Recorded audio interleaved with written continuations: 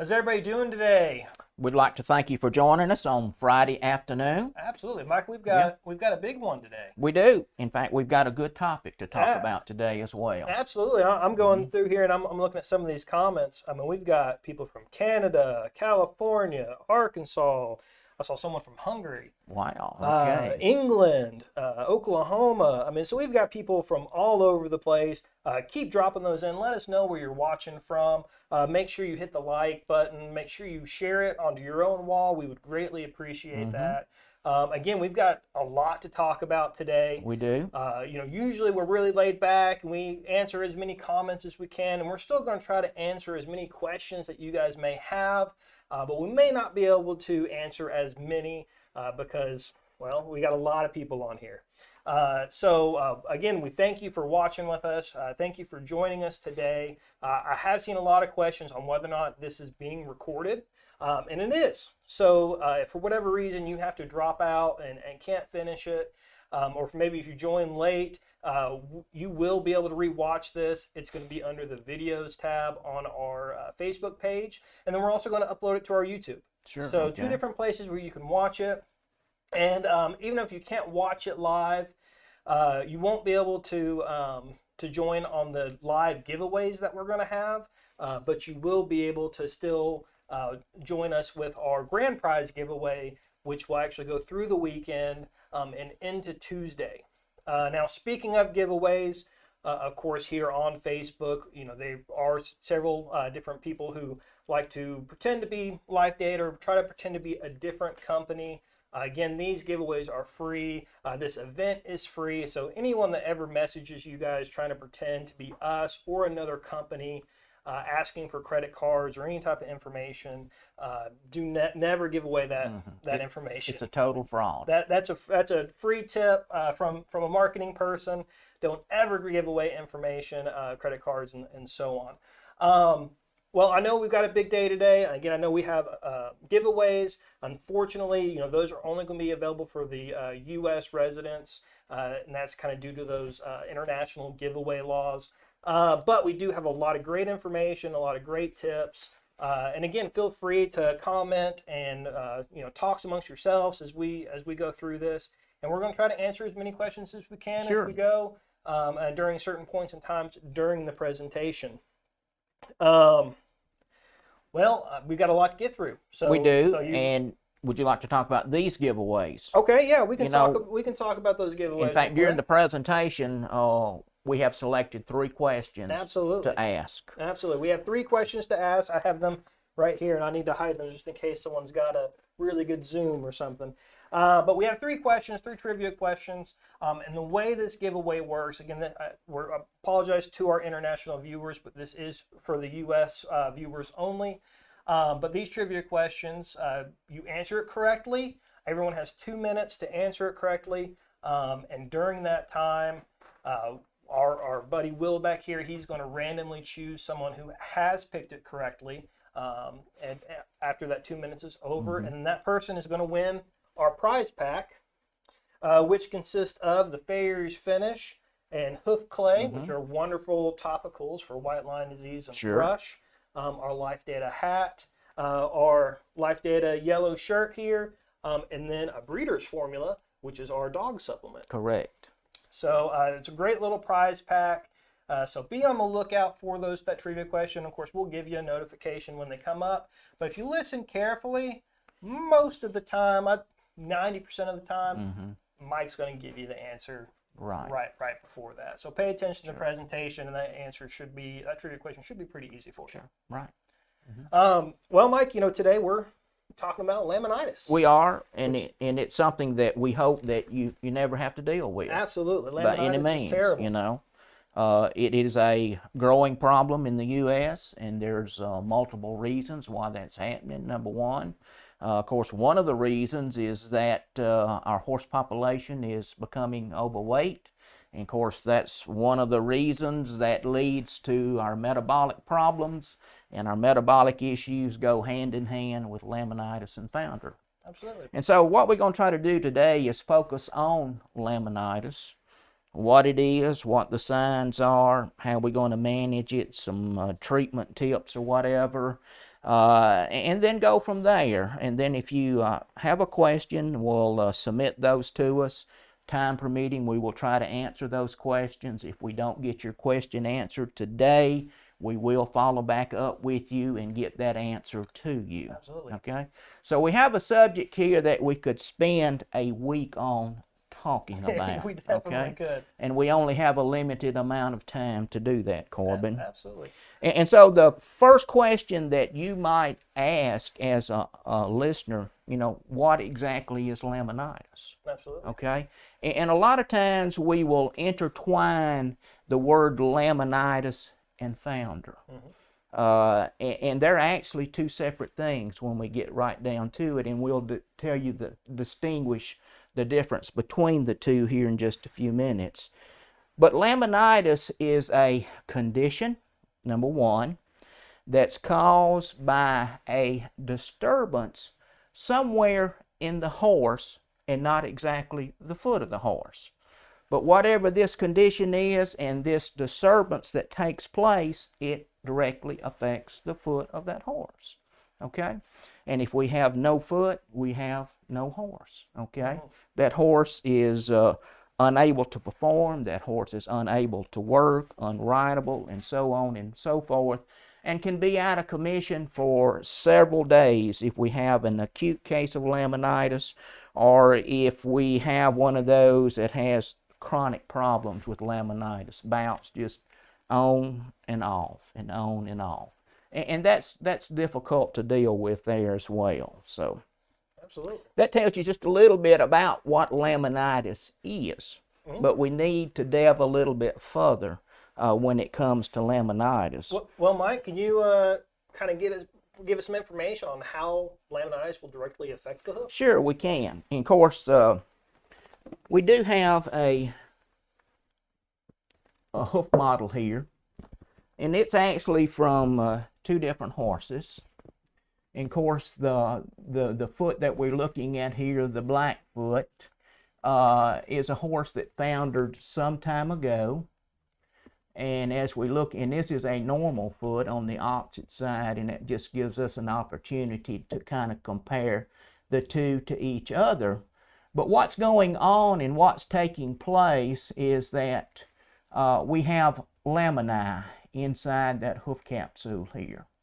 Also, the bone that comes into play that we take a look at that has the point is the coffin bone itself. So when we think about a horse that's laminitic, there's a couple of things that's going on. Number one, there's inflammation. There's swelling within that hoof capsule. And what makes this difficult is that hoof capsule is fixed.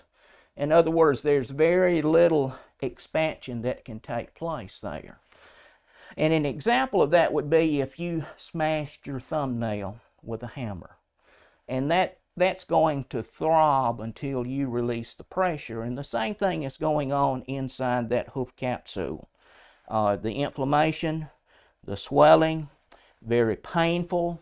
A lot of times we're going to end up with some form of lameness that's going to be detected in the horse as well.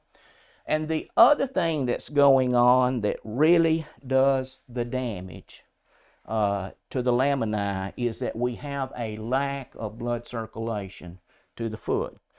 And that comes about because this inflammation has actually put pressure against the arteries that are actually feeding the blood supply to that foot.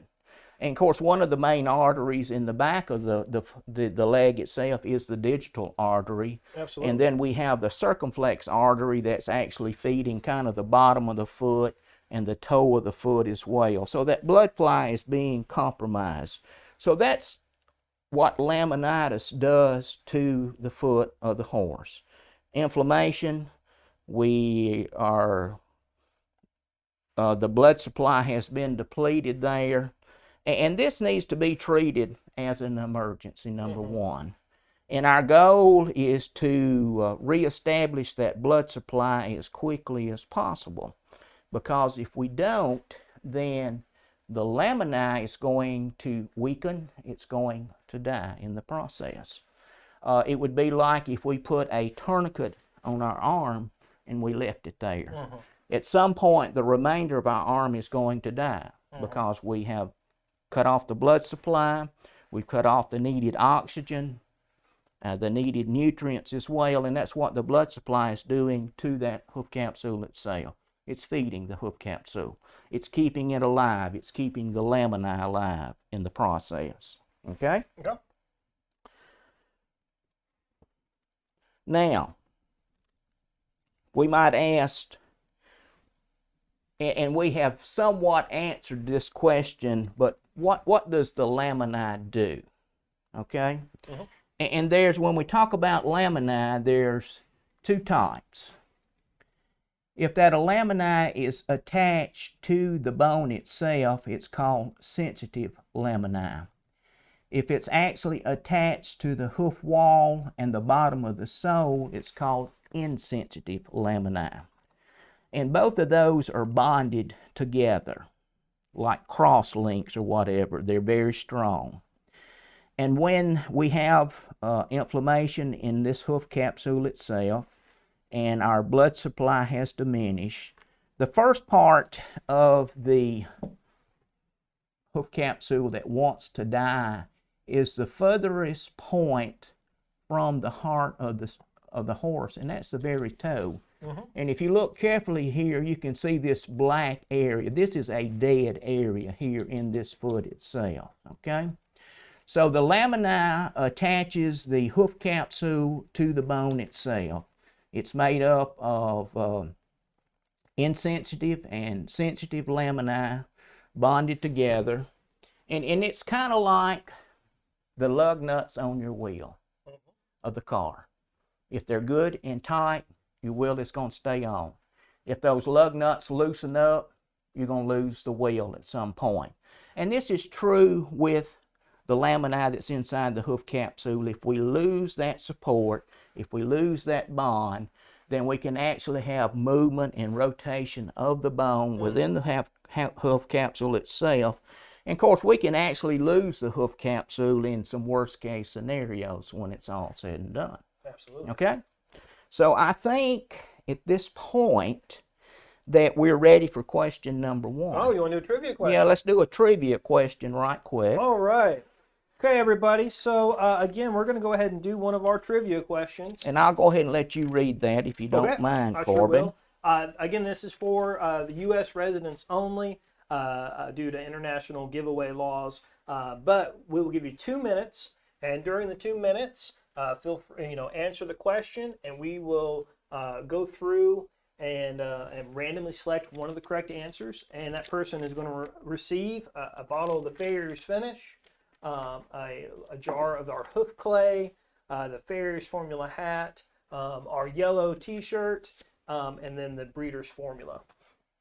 Okay, so the first question is, during a laminitic bout, what is compromised or diminished to the hoof capsule? I'll read that one more time. During a laminitic bout, what is compromised or diminished to the hoof capsule?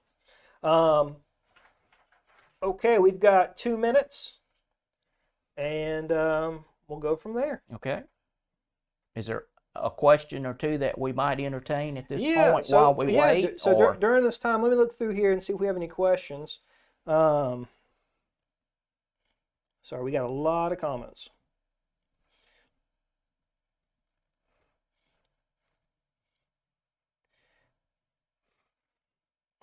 I'll tell you what, if anyone has any new comments, drop them in here. We've got so many comments in here, I'd have to dig through them. I got you. Okay, no problem there. Okay.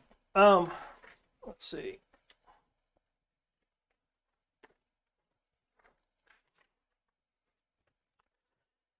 I will share this point with you, talking about laminitis. Of course, we have a world of horses out there that I call are basically pasture ornaments. They're totally idle. They don't do anything whatsoever. And of that horse population, I'm going to estimate, and this is a pretty sound figure here, that 70 to 80% of those horses are going to experience a bout of laminitis through mismanagement. Mm-hmm. And that mismanagement comes through improper feeding. Mm-hmm. Just a tidbit to share with you there. Absolutely. Okay? So 70 to 80% of the idle horses will experience some form of laminitis through misfeeding. Mm. Okay? Yeah, makes And sense. nutrition plays a vital part in prevention and also the treatment and the recovery process of a laminitic horse. Well, I'm sure that's something we're also going to dive into a little bit more information, Yep, some gold sure. nuggets in there for us, right? We do have one real quick. This is from Donna. She says, "How do you know if the blood supply has been completely cut off?" That one of the things, and I'm going to cover this here in fact, that's going to be in my next section that we're going to talk about. But one of the things is we can check the digital pulse. And if that digital pulse is still bounding and we can feel that, then you can bet that the blood supply is still compromised at that point. Okay. Okay? Yeah. And here's another one. To make sure I'm going to read this correctly. If the laminitis, the bout of laminitis, is caused through like an injury or through some type of pain, and then recovers, would that horse be at risk at developing it again?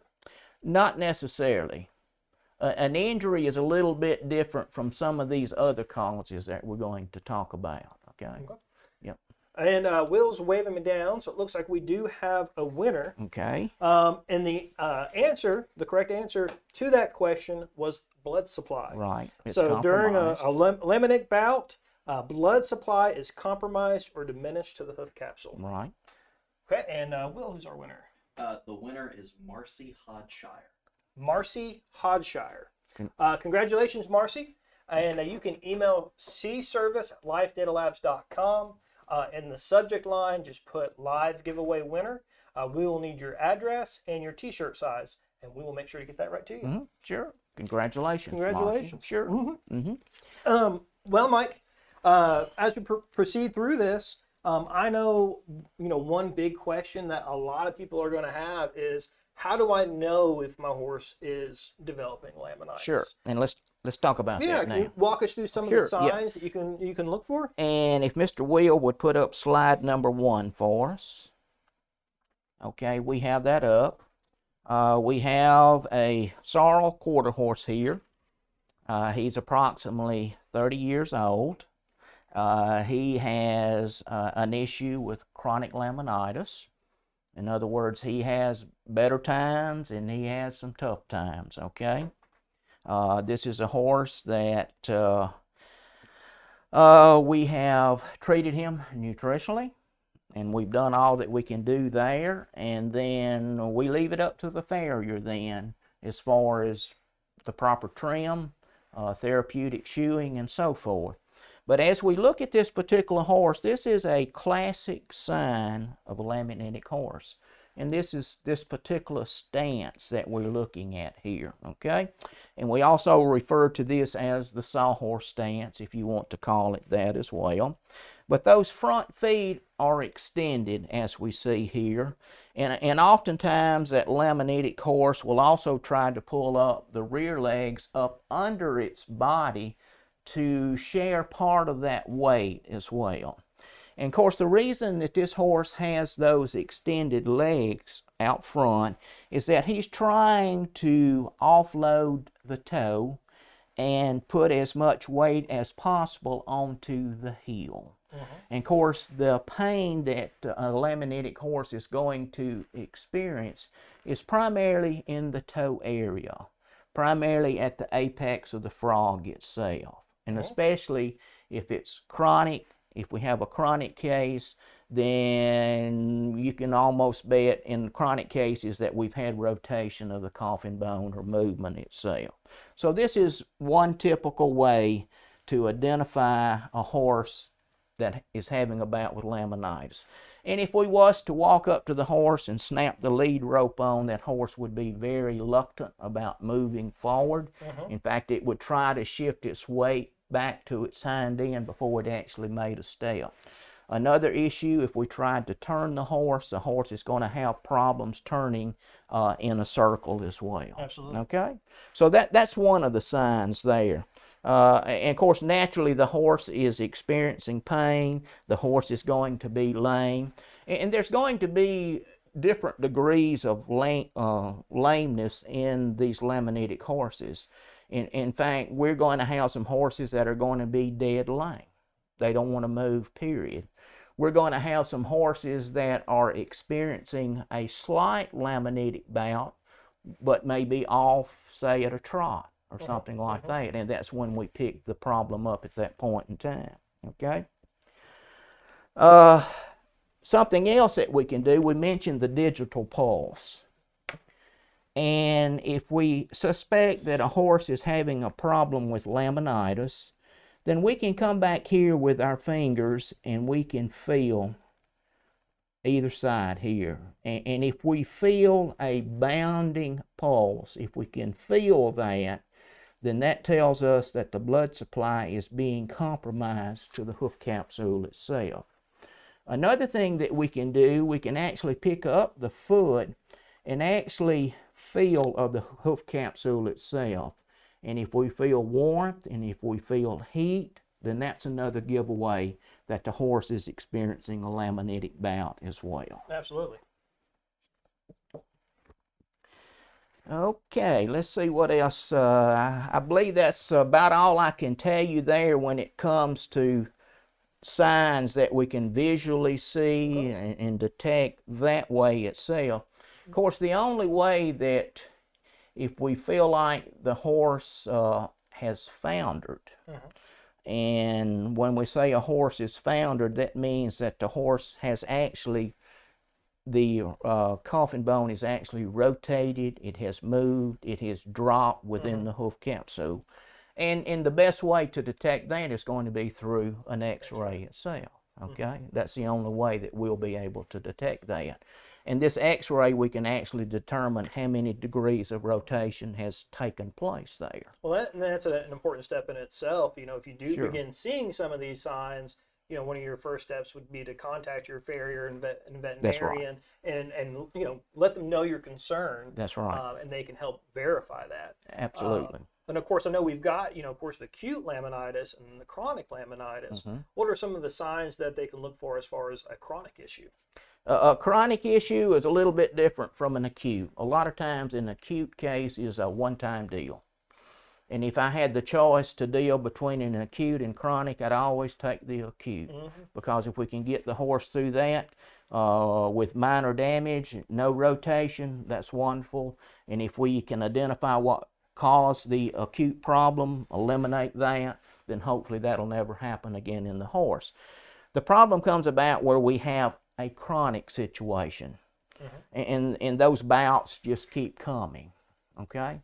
And a lot of times that horse is going to have some other secondary health issues that's going on, whether that's a metabolic problem, whether that horse may be overweight, that contributes to that process that continues or whatever. Mike, we did have one question real quick that just popped up that I saw that I feel like you know, kind of goes in with this. But someone wants to know, are reoccurring abscesses a sign of laminitis? Yes, they are. Okay, and in fact, we're going to show you a slide here in just a minute. Okay, go ahead and Mr. Will, bring up slide number 2 for us, please. And this is just an example here where an x-ray is made. And of course, this happens to be the right foot of this particular horse here. And we can see that there has been some rotation there within the hoof capsule itself. And that's what an x-ray is going to depict, or it's going to show to us as well, okay, by utilizing that. Of course, some other signs that are very indicative of a horse that has chronic laminitis, you're going to see these rings here, okay?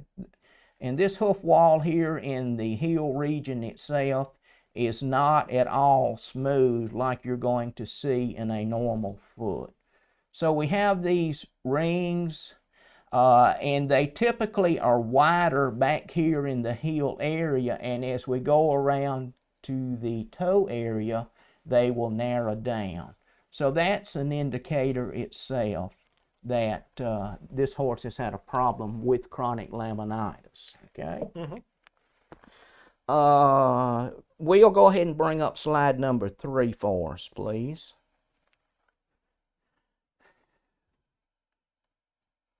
And of course, this is, you can always almost bet that if a horse has chronic laminitis, we're going to end up with wall separation that you see right here.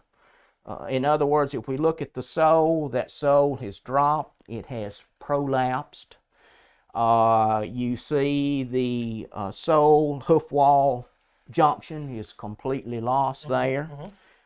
This is particularly is just simply wide open for any debris that would want to enter.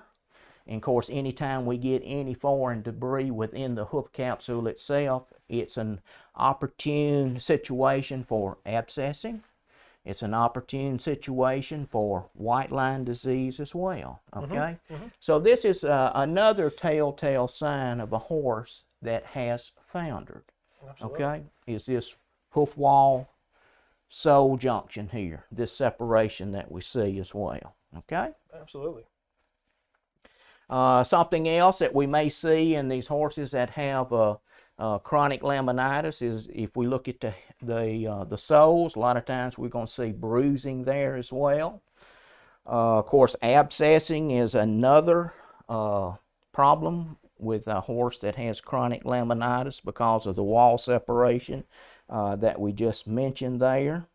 And another thing that's going to happen over a period of time is that when we look at the hoof, the heel area is going to grow much quicker than the toe area.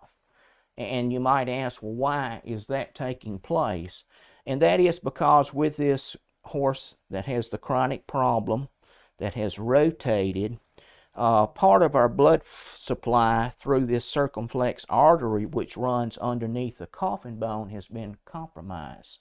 So we're not getting enough blood supply out in the toe area there.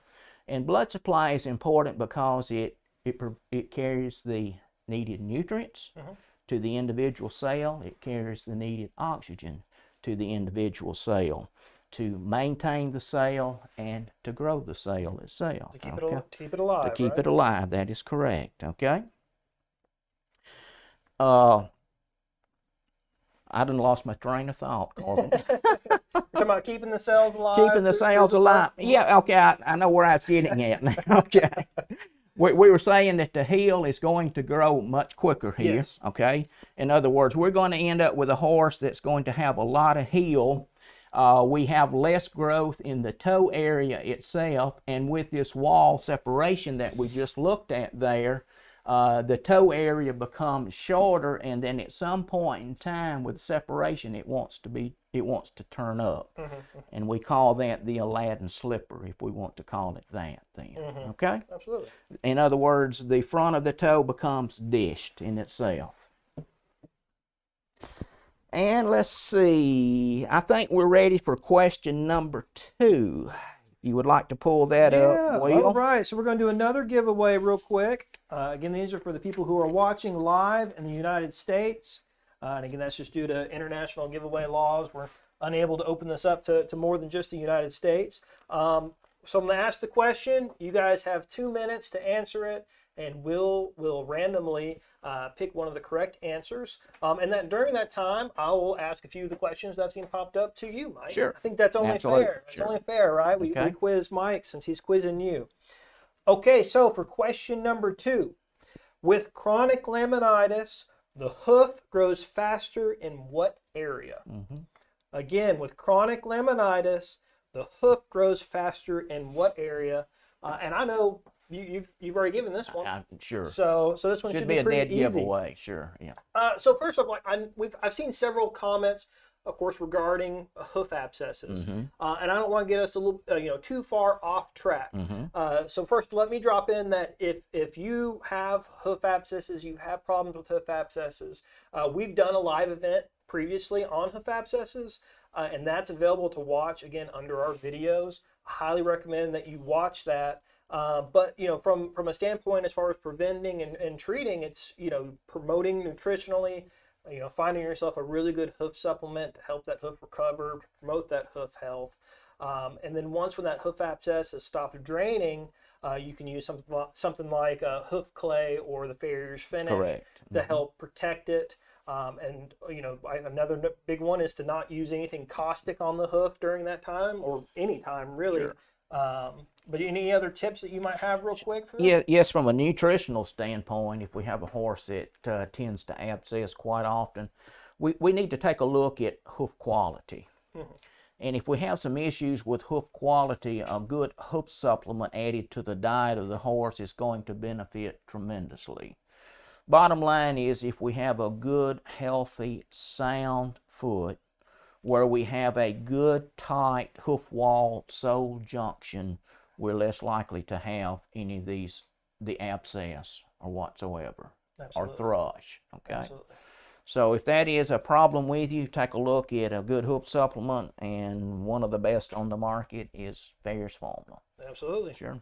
#1 recommended by Farrier's. Absolutely. And the other question that I've seen reoccur is regarding the sole. Mm-hmm. What causes that sole to thin out during episodes of laminitis, and what can horse owners do to promote that sole? In a lot of the cases there, you've had some movement of the coffin bone. That coffin bone is applying pressure to that main artery underneath the coffin bone that's supplying the needed blood, the nutrients, and the oxygen to that area. Absolutely. And when that happens, then that sole thickness is going to want to diminish itself. Absolutely. Okay? Mm-hmm. Makes sense. Let's see. Will, do we have a winner? We do. Okay. Okay, so we've got a winner. So on question number 2, with chronic laminitis, the hoof grows faster in the heel. That is correct. In the heel. And our winner is? The winner is Patrick McCary. Patrick McCary? Yes. Congratulations, Patrick. You're going to receive a Farrier's finish and a hoof clay, one of these hats, a t-shirt, and a breeder's formula.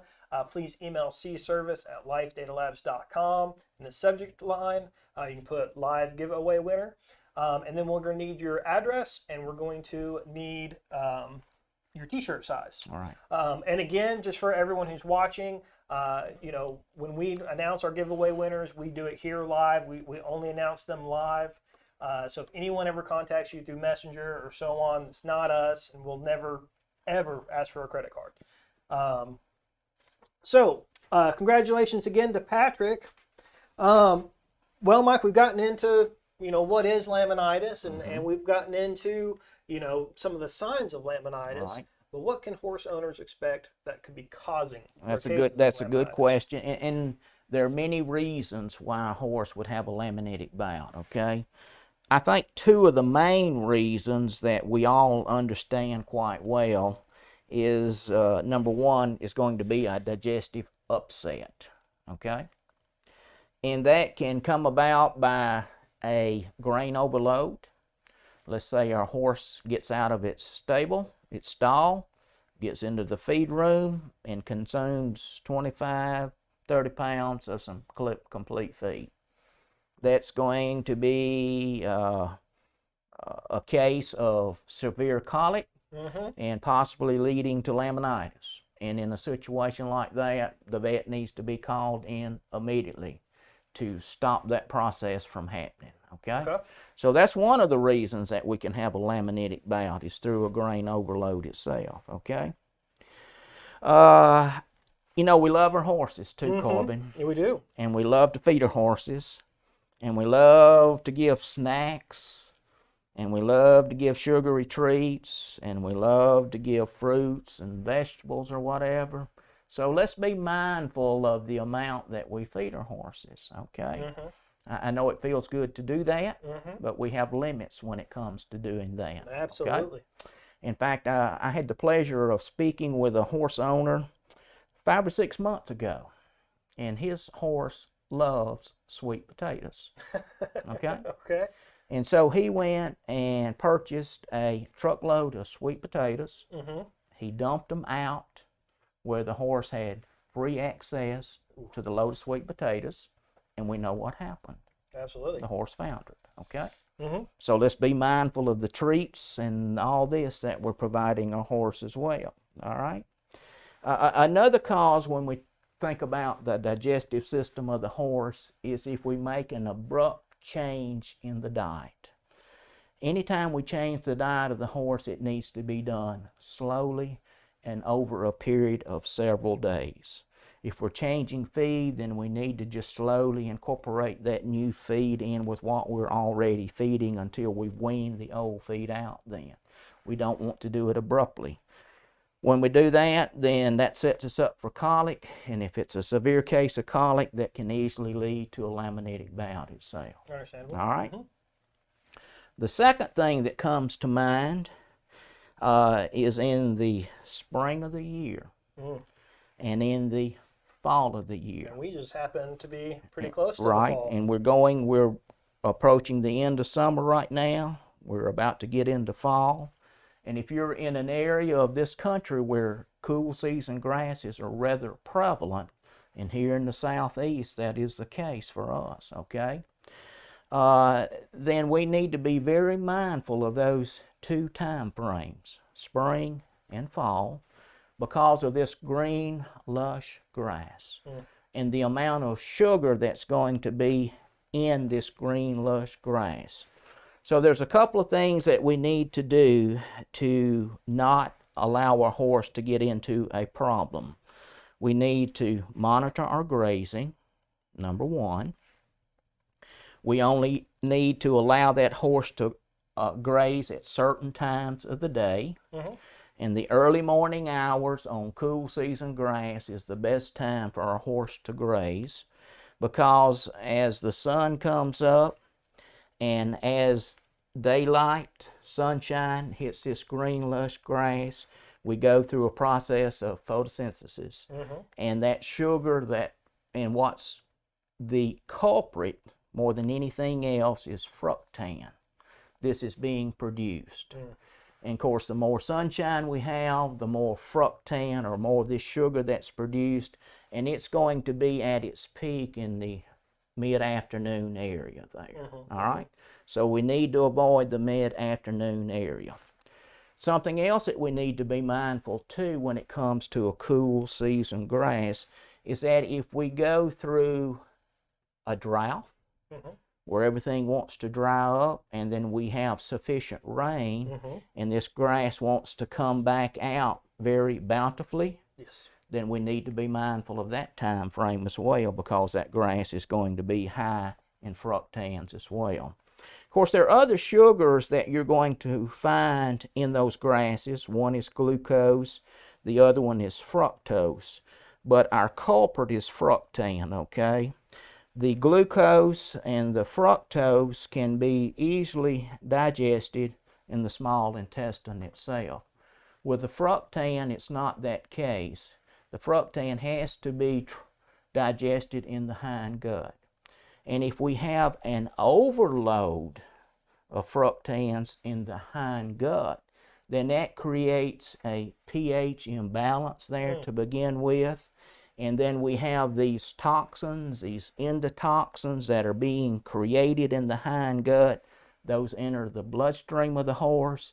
They go directly to the foot of the horse, and then they actually work on those blood vessels within the hoof capsule where they do damage there, and we have another bout of laminitis that's on its way. Gotcha. Okay? So mindful of what we feed, and how we graze, and when we graze. Okay? Now, there are many other reasons that will cause laminitis as well. If we have certain toxins, and one of those was an endotoxin from the excess fructans, but there are other toxins that can get into the bloodstream of the horse, that can set off a case of laminitis. If we have a horse that runs in extremely high fever for a couple of days, you can just count on that horse having a bout of laminitis. Okay, there's something going on there. A case of severe colic will bring on laminitis. If we have a mare that has foaled and she has a retained placenta, laminitis is around the corner as well. Got a few questions for you, Mike, Okay. that pertain to all this. Okay. Susan would like to know, which is more important, time of day, amount of grazing, or wet grass versus amount of grazing? I would say there's two things, the time of the day and the amount that's being consumed. Okay. Okay. And then earlier we also had someone ask if like a damage to the liver could cause laminitis. Is that could be a cause? Yeah, you could have some issues going on there that would trigger some type of toxin or whatever to enter the bloodstream and create a situation in the hoof of the horse. Yes. Yep. Okay. Okay. Anything else? That's it for right now. Let's go ahead and move on. Okay, we're still talking about causes of laminitis, and my list continues. Okay. Another thing that we have to be mindful about is riding our horse on a hard surface. Absolutely. This persistent concussion or whatever, as it hits that hard surface, and we referred to that as road founder. Okay. All right. If we have an injury to a limb, then that horse is going to want to try to carry that weight on the opposite limb. And so we can create a case of laminitis in a situation like that, in that limb that's healthy but it's being overstressed due to the weight that it's trying to carry as well. We don't think about this one, and I don't think a lot of folks have been affected by this, but black walnut shavings. We want to stay away from them altogether. In fact, as far as the horse standpoint, the problem can actually come about either orally or by contact, just of that black walnut shaving. Okay? And that can bring on a severe case of laminitis and founder. And the last one that I'll mention, which might be a little controversial or whatever, but there's some speculation that if we use excess or prolonged uses of steroids or whatever, then that can bring on a case of laminitis as well. Okay. Okay? I see a lot of people kind of, asking about treating laminitis and so on. I promise we're going to get to that. Yep. I'm not ignoring your questions. It's coming. It's coming. Yeah. We just want to make sure that we have that foundation built on the causes and so on. Because a lot of prevention and treatment comes with understanding the problem. Right. So, and if we can eliminate the problem, we're less likely to have a bout of laminitis itself. Absolutely. If you don't know what to look for, then next thing you know, you think you fixed it, and then the problem occurs from a different situation. That's right. Okay, well, Mike, we've talked about the causes. What horses are the horses that we can expect this the most out of? Okay. Is there a specific breed? Is there what can horse owners All look right. for? That's a good question too. All right, let's take a look at slide number 4, Will, please. And as you can see here, this is an extremely overweight horse. I'd give it a body condition score of about a 9 at least. You see that thick, crusty neck there? Extremely fat, extremely overweight, and this horse is subject to all your metabolic issues. And anytime a horse has the metabolic issues, whether that's IR, Cushing's, or EMS or whatever, then laminitis is something that we need to be ever so mindful of. So we need to maintain the proper weight in our horses, okay? Another horse that is at risk is a horse that's being fed an extremely high carb diet. And we know that high carbs can be a contributing factor to laminitis as well. And of course, another group of horses that's going to be at risk for laminitis is a horse that's had a bout of laminitis. So if we've gone through it once, then that horse is always subject to another bout itself.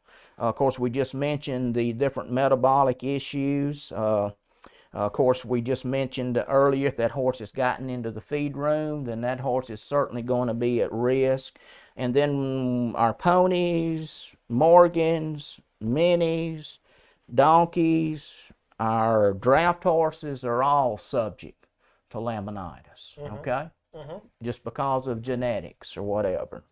All right?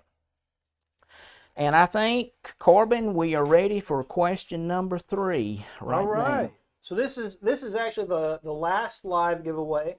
Again, this is for U.S. only. But if you've noticed throughout this presentation, you probably have seen that little green bar scrolling at the bottom. Our grand prize giveaway link is in the bottom, and you can feel free at any point in time to go and register for that if, again, you're in the United States, and that's due to international giveaway laws.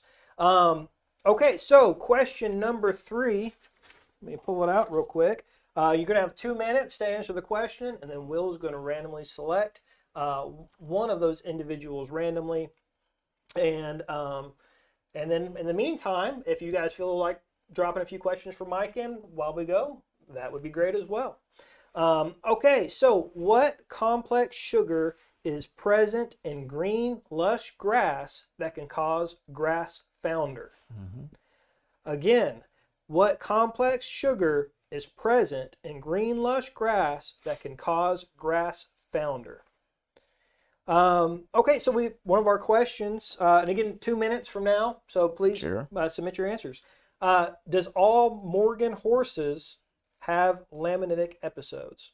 No, not all. Not all. But the breed is subject to having a bout of laminitis. Yes. Okay.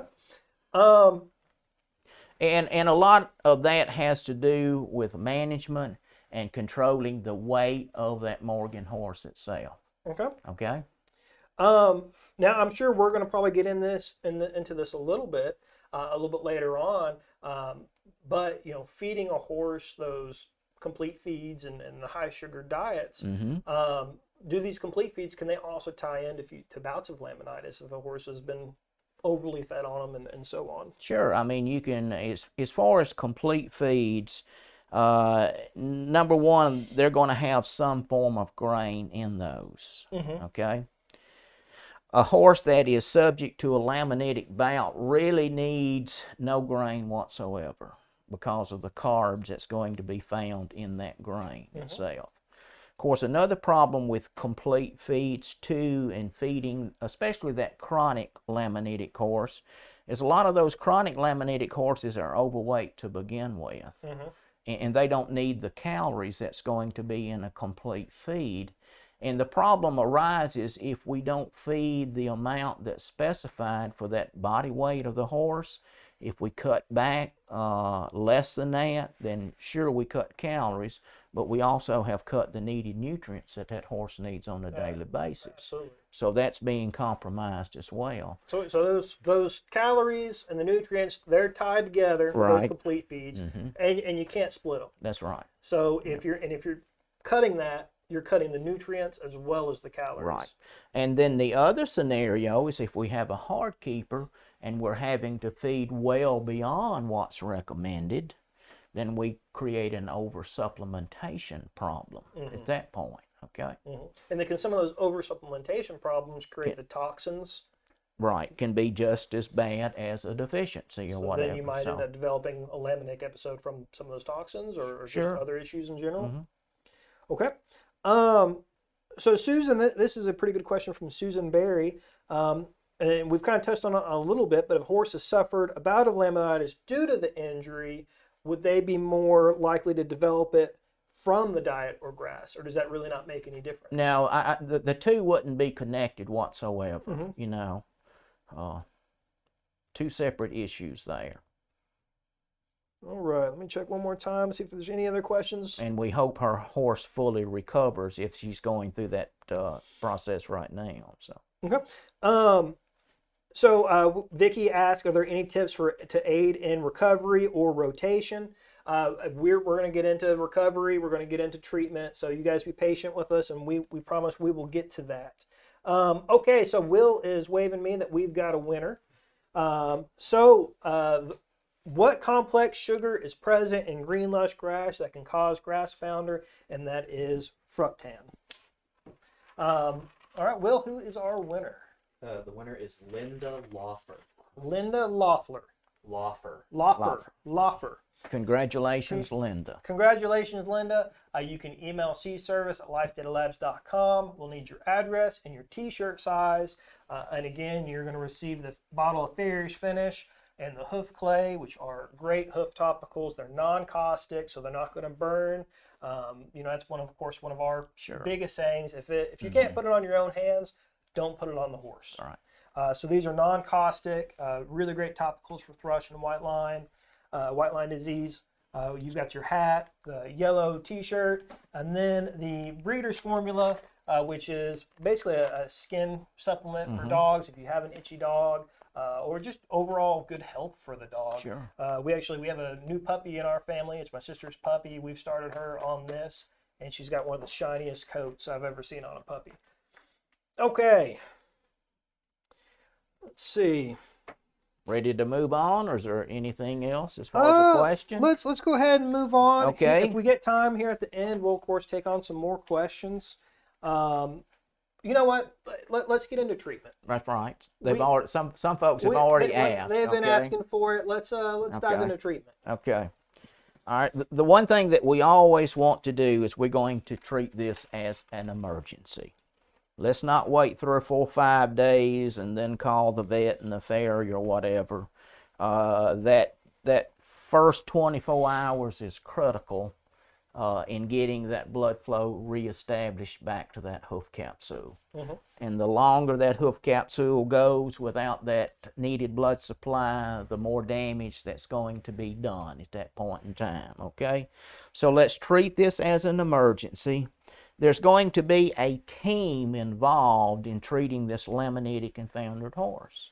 It's going to be our veterinarian, it's going to be our farrier, and it's going to be you, the horse owner. All 3 of you. And all 3 of you have a specific role in the recovery of this horse from this laminitic bout. Okay?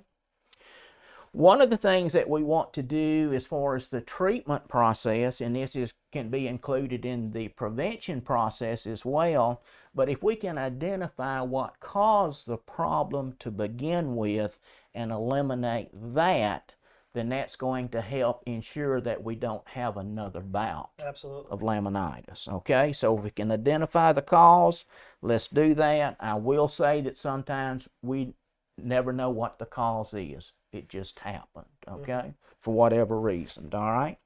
Now, when we talk about the vet has certain roles to play in the treatment process as well. Of course, one of the things that's going on in that hoof capsule is inflammation. So the vet's going to suggest some things to help with the inflammation part. We need to restore that blood flow back to the hoof capsule as well, and our vet's going to come into play in doing that. And of course, another issue that this horse is going through is that pain, and our vet can recommend certain things to help alleviate the pain in our horse as well. Now, the farrier has a role there as well. And a lot of times the role of the farrier is simply the mechanics.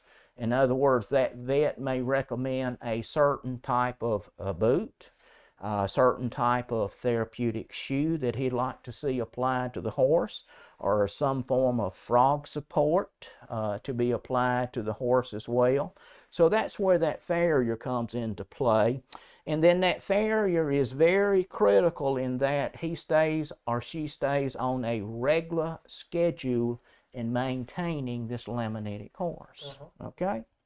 Now, the horse owner. The horse owner is the one that's going to see this horse every day.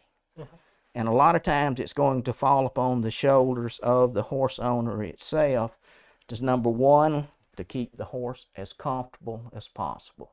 All right? Of course, another thing that the horse owner needs to do is to follow whatever recommendations that vet or that farrier has suggested. Someone just had a pretty good question. What if the vet and farrier have 2 different suggestions? Sometimes that will happen there.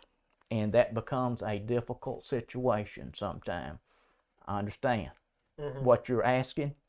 How to deal with that politically, is going to kind of be left up to the horse owner. Okay. The most important thing is that you all three try to work together the Right. best in the recovery for the horse. Right. Sure. Right. Difficult situation sometimes. Okay. All right. Something else that's very beneficial to the horse, and the horse owner can do that, is proper bedding. Deep shavings or whatever. These shavings will kind of act as a crutch, okay? And that it's going to help support the sole and the frog of the foot as it stands on the shavings itself. It also gives the horse an opportunity to actually lay down. Take the weight off of those laminitic feet. I mean, there's nothing wrong in the horse doing that. In fact, a lot of your smart horses will lay down and get the pressure and help relieve some of that pain as well. Something else that can be done as soon as you suspect that you have a case of laminitis is ice. If we will start icing those hooves as quickly as possible, that's going to help us down the road in alleviating the situation. It's going to help restore blood flow, number one. It's going to help remove the heat, number two. Okay? So icing is critical. Nutritional support is also critical. We basically have a hoof capsule, and especially if we have rotation there, the lamina has been compromised, it has been weakened. All that needs to be restored. It needs to be built back. And the only way that we can do that is through nutrition itself. So we've got to provide that horse with certain nutrients that's going to improve dermal tissue. And that's a good point, because a lot of people, when they look at the hoof, they think a lot of the external factors that might be affecting that hoof. But if you're not promoting that hoof internally, then that hoof is not going to be able to withstand what's happening externally. Sure. It's not going to be able to rebuild itself, regrow itself, and to have that full recovery. And this is where a good hoof supplement comes into play. And the fact that most of your equine diets, when we have a case of laminitis, will not contain everything the horse needs nutritionally to rebuild, regrow this needed dermal tissue, to improve the lamina that you have problems with to begin with. Okay? Absolutely. And that brings us to a couple of products that I'd like to talk about briefly. One of these is our double strength Farrier's formula. This product has been fed to hundreds and hundreds of laminitic and foundered horses. Absolutely. And just real quick, I know we've got some international people on this as well. Sure. This double strength, this is what it's called in the United States, Canada, a few other places. You may know it as double concentrate, or just, there's also the Farrier's Formula Original. Basically, they're the exact same product, but the double strength, double concentrate, you feed half a cup to a 1,000-pound horse. So it actually is double the nutrients, not exactly, you wouldn't feed, it's not double as effective, I guess is what I'm saying. No, you just feed half as much. Half as much. And the bag lasts twice as long versus an 11-pound From a daily standpoint, the double strength, double concentrate is going to be more economical. Right. All right, I'm sorry to interrupt you there. In fact, Farrier's Formula is a product that has been in existence now for, 40 years, Corbin? Over 40 years now. Thereabout. It's a product that's highly recommended by the farrier industry in the U.S. In fact, it is the #1 recommended hoof supplement from their standpoint. It's the only hoof supplement that has a white paper or has been clinically tested and the results published in the veterinary record. So it's just a good, sound, solid product to feed to a horse if you got hoof issues that you need to overcome, and especially that laminitic and foundered horse. In fact, what's in it is a makeup of certain mineral vitamins and amino acids that's going to help regrow, regenerate the internal aspect of the foot. And as it regrows that foot internally, it's going to thicken and strengthen the hoof wall. It's going to thicken the sole of the foot as well. And it's going to strengthen the bonds that were lost during that laminitic episode as far as the hoof wall attachment and sole attachment to the coffin bone itself. We did have someone ask how much you feed, for that laminitic horse. You will feed according to the instructions on the back. By weight. By weight. A 1,000-pound horse would be given 3 ounces or a half a cup per day on a 1,000-pound horse. Do you want to show the x-ray before we? Yeah. Okay. In fact, go ahead and pull that up, Will. I think it's number 5, please. Yep. So this hoof, this is actually from one of our latest testimonials, and this hoof right here, they used Farrier's formula as part of the recovery. Of course, you can see the before. Well, Mike, I'll let you. Sure, you can see the before. When you take a look at the top there, you can see the rotation.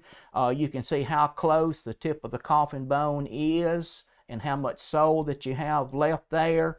And then if you look at the bottom photo, you can see how much sole was actually regrown in the process. So this Farrier's formula has helped this horse tremendously in the recovery process. Okay? You can visually see that sole growth. You can visually see that, yes. And the sole is very important altogether. In fact, that's all the protection that horse has from the underneath side of the coffin bone to that hard surface itself. Okay? And that's Heather Walter. She's watching this right now. She says the x-ray is from our horse. Okay. So well, thank you, Heather. If you guys haven't gotten a chance to read her testimonial, it's on our website. It's a really good testimonial. And of course, here at Life Data Labs, we have always been a research-minded company. In fact, Dr. Frank Gravely, that developed Farrier's formula those 40-plus years ago, done extensive research on horses through blood work to determine what those nutritional deficiencies were in those horses that had problem feet. And we continue to do that research here at Life Data Labs today, and his son, Dr. Scott Gravely, is involved in the lab itself here. And one of the first groups of horses that we took a look at some 2-3 years ago was these laminitic and foundered horses. And Dr. Scott done extensive blood work on this specific group of horses, and he was able to identify certain nutrients that were deficient and certain nutrients that were in excess in this group of laminitic and foundered horses. So today we have developed another product, a companion product called our Lamina formula. And currently this is only available in the U.S. at the moment. Okay. What were you saying, Will? Oh, the fat time. Okay, I'm sorry.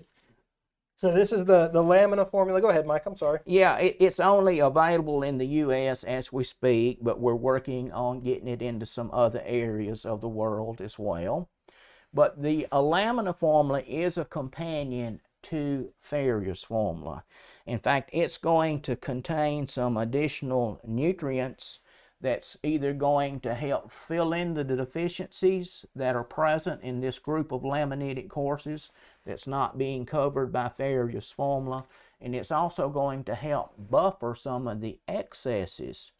And what the Lamina formula is designed to do, number one, it's designed to reduce inflammation, which we're after. If we can reduce inflammation, then we can maintain the needed blood flow that we want, okay? It's going to help lessen the bout of a future case of laminitis in the horse. But one of the most important things that it does, if you have rotation of the coffin bone, we know firsthand that it's going to thicken the sole of that foot. And the thicker the sole that we can grow and maintain, the better off that foundered horse is going to be. And we had several people ask how long it took, and that's what I was pulling up real quick. I wanted to look at the presentation, the testimonial, make sure I had the dates right. It looks like Heather answered it for me before I looked it up. But the first x-ray was October of 2020. The newest x-ray was June of 2021. So about an 8-month difference between that. Yeah. And typically, if you're just feeding Farrier's formula itself, it can take up to a year to completely regenerate that entire hoof capsule, internally and outside as well. Okay? Absolutely. And so this is an option for you nutritionally. Farrier's formula and the addition of the lamina formula on these laminitic and foundered horses. And when you're trying to recover from that bout of laminitis, like Mike said, just those extra nutrients are there to help support, help in that recovery, because you have to do everything you can to rebuild that hoof. You do. If you're not doing everything that you can, then you're never going to expect a recovery. Right. Sure. And we're running close to our time limit, and I've got one more section that I'd like to cover right quick. And then we need to talk about our grand giveaway. Yep, we got a grand prize giveaway. Right. And we also have our next live event. Right. To discuss. I've seen a few people ask about it. So real quick, can we talk about the next live event? Yeah, let's go ahead and do that. People ask about it. So there at the bottom, you may have seen the next live event. It's going to be on white line disease. Sure. So this is going to be September 10th. Yes. And September 10th, and it's going to be on white line disease. Again, we're getting into the fall, like we've been talking about. Of course, the grass is creating problems with laminitis, but that change in the environment, the extra wet weather that a lot of us are going to see, you're going to end up having problems with white line disease and thrush and some of those other problems. And of course, white line disease is one of the most common ones. It is. So you guys can actually register on our Facebook for that, or you can go to lifedata.live/WLD, and that will take you to the event to where you can register for that. We're going to talk about, again, how nutrition impacts the hoof and how it can help prevent white line disease, and talk about, products to use and products not to use, and what the cause of white line disease. Get into all of that. So please join us then. Again, that is September 10th at 2 o'clock Central Time. I'd like to wind up this afternoon talking a little bit about some management tips that we need to take a look at and consider. One of the first things is that even if we don't have a laminitic horse or a foundered horse, all of our horses, we need to be on a regular routine as far as farrier work. In other words, we don't want extremes in hoof growth. If you have extremes in hoof growth and you've got some long grown out toes, then that just sets us up for wall separation. Hence, white line disease can be very prevalent in a situation like that. So it's critical that we maintain a regular farrier schedule, and with these laminitic horses, we may have to shorten the cycle just a little bit, okay? Of course, that laminitic horse may need some type of therapeutic shoe, some type of frog support, or whatever the vet farrier come to an agreement on as far as the application to the foot of that horse. And something else that we've got to do is we're going to have to modify the diet of that horse, especially if that horse is overweight. We've got to get the weight off the horse itself, okay? And we've got to go back to the basic diet of the horse, which is grass, forage, hay. We also need to be mindful, if we're allowing that horse to graze at the proper time, and watch the amount of grass that's being consumed by the horse itself, all right? Okay. Of course, if we go back to the basic diet, then to provide a balanced diet to that laminitic horse, then we've got to add some type of a forage balancer to accomplish that. One of the suggestions that I would make would be a product that we have here at Life Data, and that would be our barn bag. And that's going to complement whatever hay pasture you're providing the horse. Then you can also provide Farrier's formula and the lamina as well to the diet of that horse. If that horse needs some calories as far as weight gain, let's take a look at beet pulp. And let's take a look at some oil if we need some additional calories beyond what's being provided in the beet pulp itself. Another management tip is nutritional supplementation. You know, a good hoof supplement such as Farrier's formula and the Lamina formula. Let's be mindful of those lush pastures. Let's be mindful of if we have dry periods, drought periods, and then we have rain, and then all that rejuvenates and it becomes green and lush. Be mindful of those time frames as well. And we need to maintain a regular health maintenance. And what I mean by that is vaccinations, worming. We want to keep the horse as healthy as possible. And we want to make sure that the immune system of the horse is not compromised in any form or fashion. Absolutely. Mm-hmm. Well, just a few, I guess, questions that I've seen kind of scrolling Sure. by. So the Lamina formula is, as Mike said, it's a brand new product. Mm-hmm. So currently it's only in the United States. That process of getting supplements and so on into other countries is very time consuming, and so there's different requirements and so on. So right now it's only available in the United States. Can't make any promises or anything, but of course we will let everyone know when it becomes available anywhere else. Sure. As far if you are looking for the Lamina formula, you can order it online. You can order it. Of course, we have a store on our side, but of course we also have online retailers who have it. If your farrier is a Life Data dealer, your farrier can provide it to you. If you have a store that you go to pick up your products, Life Data products, they can also get it. So pretty much anywhere where you can get Life Data products, they can get it. You can ask for it, and if you have trouble finding it, give us a call. Right. And we'll be happy to help you out. Yeah, the ladies in customer service will be glad to suggest some outlets for you. Absolutely. Sure. And another thing that I saw, someone is asking, if the if the lamina and everything can ever be reattached, and can, I guess, basically get it completely back to normal, the hoof. It depends on the degrees of rotation. In severe cases, no.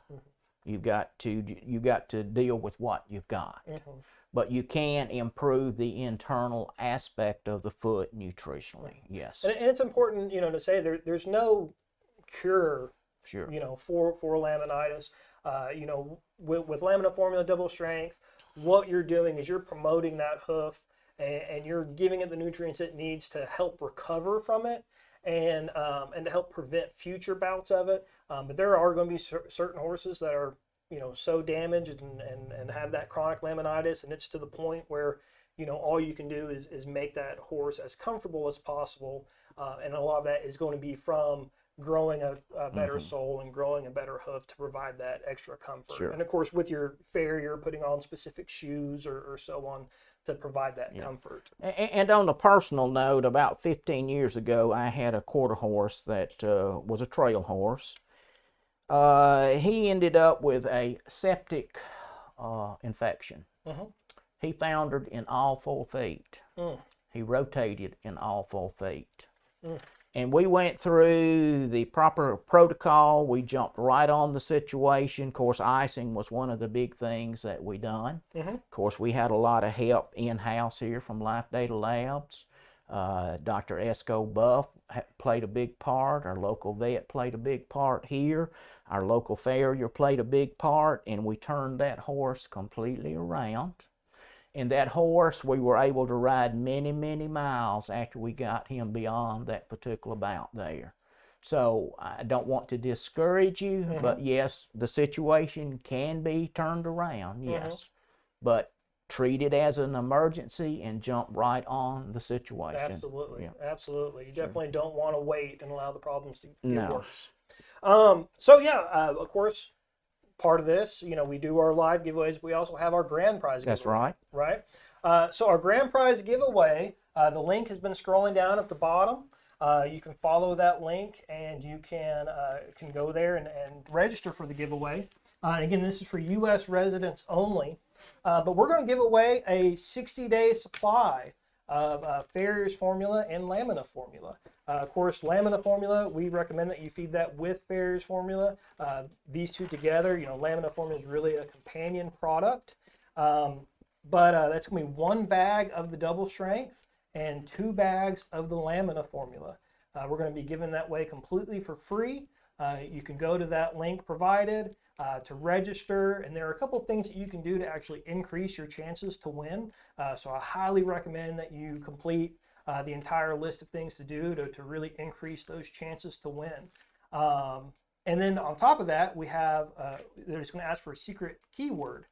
Because you watched this live, because you stuck with us all the way to the end, the least we can do is double your chances to win. So if you use the secret keyword Lamina formula, that will double your chances to win. Sure. So that's the keyword, and go and enter, and good luck to you all. We're going to go live Tuesday to announce the winner. So make sure that you join us Tuesday. And About 2 in the afternoon. yes, 2 o'clock Central Time. So that's Central Time. So, check your time zone. Make sure, won't be 2 for everybody, of course. And, we'll announce the winner live.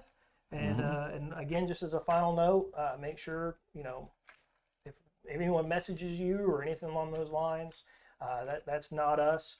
So don't give anyone credit cards or anything like that. But join us live next Tuesday. And then, of course, once again, don't forget about our next live event in September. The 10th. On the 10th, Yeah, which right. will be on white line disease. Mm-hmm. So, just real quick, I think we got just a little bit more time, but Meg and Ann would like to know, how long did it take for the horse to make the full turnaround? My personal quarter horse, it took about a year to do that. In fact, during that year process, he completely regrowed 4 new hooves, and so it took about a year to do it. And that's an important note too. Especially if you're during this recovery phase, if you've got to regrow that entire hoof, that can take up to a year with Fairy's formula, Right. helping. It's not an overnight fix. No, it's not, and that's something we always kind of preach about here is hoof health takes patience. And the process of recovering from laminitis and founder is not an overnight fix either. You have to have patience.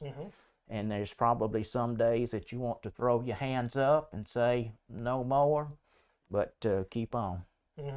Absolutely. Sure. Absolutely.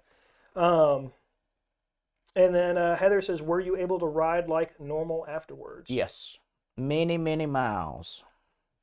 The secret code, Sylvia, was Lamina formula. It's all one word, Lamina formula.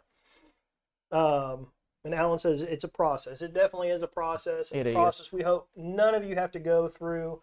It's a terrible situation for the horse and for the horse owner, especially when you put so much love and care into your horse. Right. We definitely don't ever want to see that happen to right. a companion like that. Yeah. My suggestion would be to prevent it, number one.